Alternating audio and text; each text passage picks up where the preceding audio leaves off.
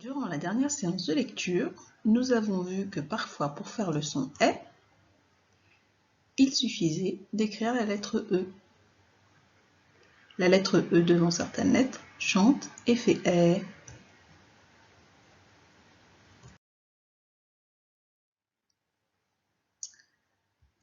La lettre « e » chante et fait « est » comme dans « bec », devant la lettre « L », devant la lettre « R », devant la lettre « S » et évidemment devant la lettre « C ».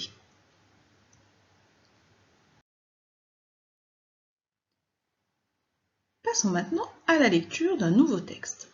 Ce texte est long et assez difficile. Alors ne t'inquiète pas, prends tout le temps dont tu as besoin pour t'entraîner. Je vais le lire une première fois, ensuite je te donnerai quelques conseils pour le lire facilement à ton tour. Ce midi, Kamel déjeune au restaurant de son hôtel. Mais il y a beaucoup de clients. Il ne reste plus qu'une table près de l'escalier. Kamel demande au serveur de venir prendre sa commande. Des haricots verts et un gâteau sec au miel. Comme l'attente est interminable, Kamel s'énerve. Il est servi après tout le monde. Dorénavant, Kamel déjeunera dans un autre restaurant. Comme je te l'ai dit, ce texte est assez long. Alors ce que tu peux faire, lorsque tu t'entraînes, c'est de le découper en plusieurs morceaux. Par exemple, tu peux le découper en deux parties. D'abord, tu vas lire les 5 premières lignes, puis tu peux lire la fin du texte. Tu lis les 5 premières lignes plusieurs fois, et ensuite tu lis la fin du texte plusieurs fois. Tu peux aussi, si tu en as besoin ou si tu en as envie, le découper phrase par phrase. Tu lis la première phrase 2 ou 3 fois, puis la seconde phrase 2 ou 3 fois, etc. jusqu'à la fin du texte. Un autre petit conseil, c'est de lire mot par mot. Maintenant que tu es un super lecteur, tu n'as plus besoin de découper certains mots en syllabes. Il y a beaucoup de mots que tu connais et que tu es capable de lire en une seule fois. Par exemple, ce midi, ce n'est pas la peine de dire ce midi, tu dis ce midi. Tu lis le mot en un seul bloc.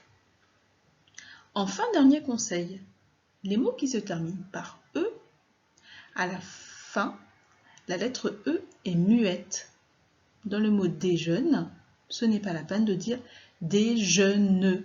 Même si sur ton texte il y a 3 syllabes, tu ne dois pas forcément prononcer la dernière syllabe lorsqu'elle se termine par la lettre E.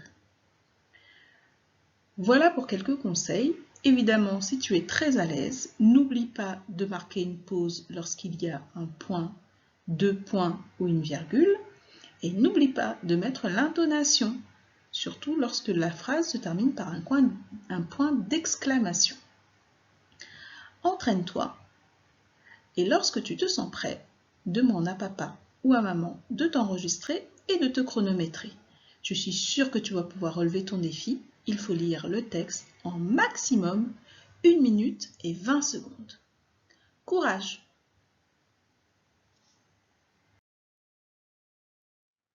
Maintenant que nous avons appris à lire un grand texte, très difficile, nous allons faire une dictée.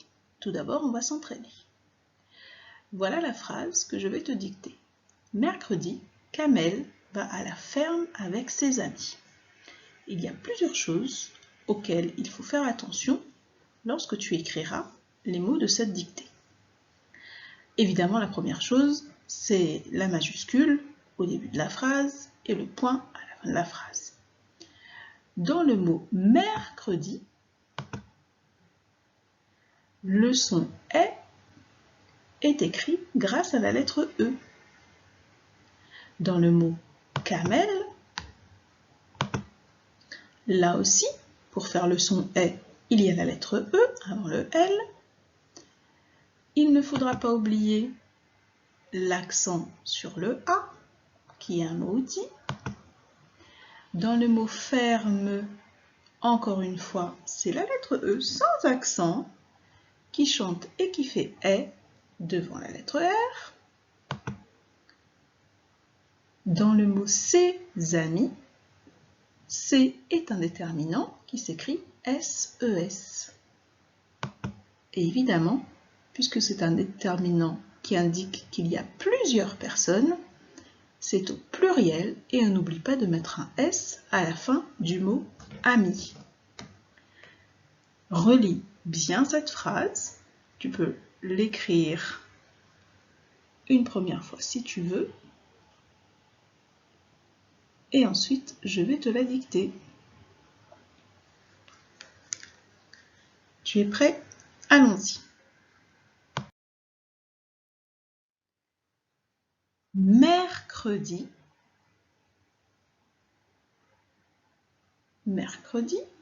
virgule, Kamel,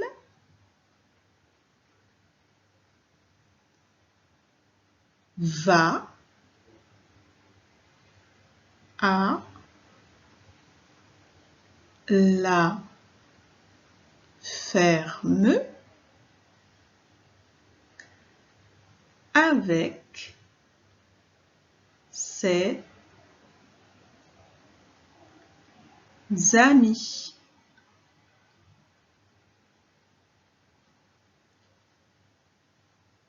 Lorsque tu as terminé, pense à bien te relire, à regarder les mots dont nous avons parlé lorsque nous avons préparé la dictée. Et lorsque tu es prêt, relance la vidéo pour voir la correction.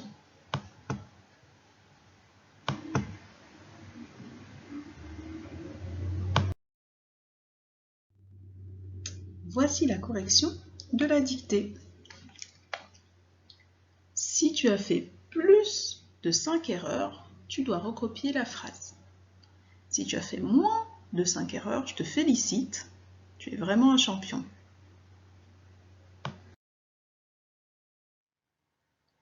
Passons maintenant aux exercices. Je vais te lire les consignes et t'expliquer un petit peu ce que tu vas devoir faire. Exercice 1. Colorie les syllabes du mot illustré et écris-le.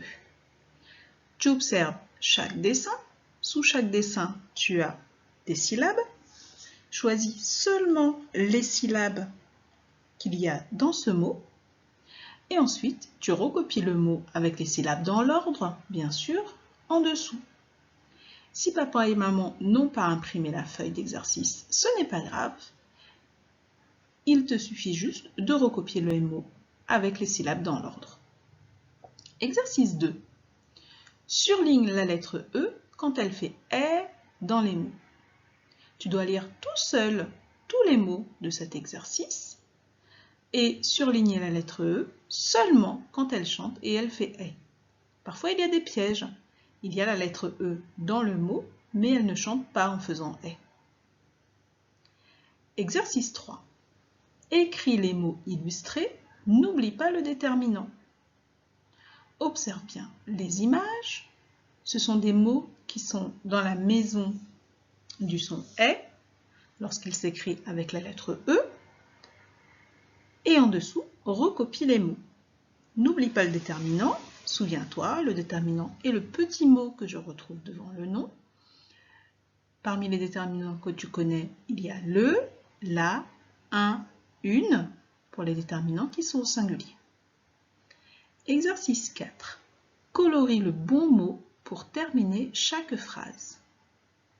Encore une fois, tu dois lire seules les phrases, tu dois également lire seuls les mots et colorier seulement le bon mot pour terminer la phrase.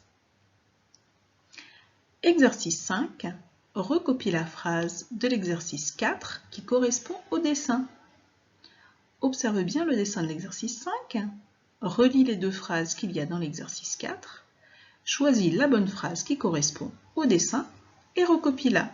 N'oublie surtout pas, évidemment, la majuscule au début et le point à la fin.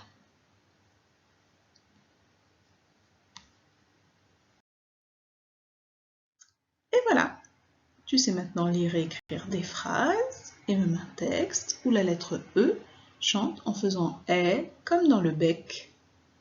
La séance de lecture est terminée, bravo, tu as bien travaillé et je te félicite vraiment d'être si attentif et si travailleur pendant les séances de lecture, même si ta maîtresse n'est pas là pour te surveiller.